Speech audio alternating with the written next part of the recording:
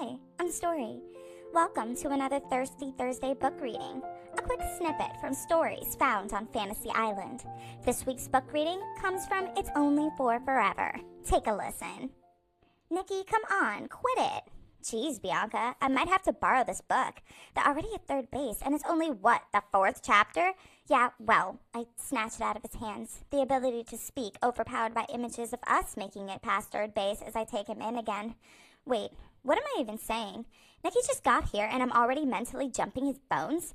I really need to get it together before we see my mother. Focus.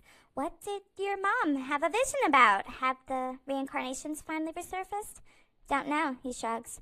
All I was told was to escort you and your mother to Altimex before being pushed through a portal. Descriptive, I muse. It's weird, having to look up at him. He's about a clear foot taller than me now.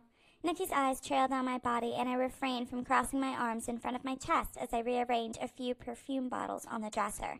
You might want to put on something a little more formal. We will be meeting with Juby Jovi after all. I knock a hand against his massive sleeves. Is this not your everyday attire? In this heat, I'm barely holding out as it is. Makes me feel bad for asking you to wear anything at all. There go those images again. I swallow hard and stiffly turn to my closet, determined to hold it together. Well, thank goodness they always keep that place so cold, so there's hope for survival. My fingers fumble with the berries closed in front of me until I realize that my sacred fibers are still hanging on the rack on the wall. I turn to grab them and walk straight into Nikki's arms, those large sleeves engulfing my shoulders as he pulls me close. I'm sorry, I've missed you. I sigh, resting my forehead on his chest, my arms wrapping around his waist. I've missed you too. I want to live here forever, capture this moment in a vial and never let it end. I can feel his heartbeat against my forehead, and I'm sure he can feel mine through the curve of my spine. Now I know how that girl in my book felt. One single glance, and I'm confident that we'll be taking things further than third base. Nicky says, his voice deep and raspy.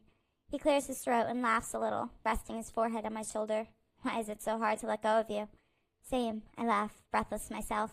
I tighten my lips as I feel his breath on my neck. Keep it together, Bianca. B. His grip on me tightens as if I might evaporate at any moment, and I'm seconds away from making these swirling images a reality. A bit of stubble tickles my shoulder as he moves closer. I should have never touched you, he whispers against my neck. What a fool I was to think I could ever let you go again. I can barely refrain from devouring you right here, right now. My fingers twitch with the urge to dig them into his back and rip off his robes. I can tell just by hugging him that he hasn't let the last 10 years slip by. Just a little peek. No, focus, focus, focus! Give me one good reason to hold back right now, he begs, his breath shallow. We have people waiting on us, Nikki. They could wait a few more hours. Hours? I have to get dressed. Then that means you have to get undressed first. This man is impossible. His fingers trace the curves of my waist, and I can't help but lean into him even more as his lips graze my collarbone. What's wrong with me? Nikki has only been here for a handful of minutes, yet I feel magnetized to his touch. The main doorbell chimes in the hallway, and Nikki's hand rests on my hips. It seems you have visitors, he murmurs in my ear. Were you serious about your shrine maidens being away? Unfortunately, I sigh. Pity. That's it for this week's book reading. It's Only for Forever is available for pre-order wherever books are sold. Enjoy your weekend, Thirstlings!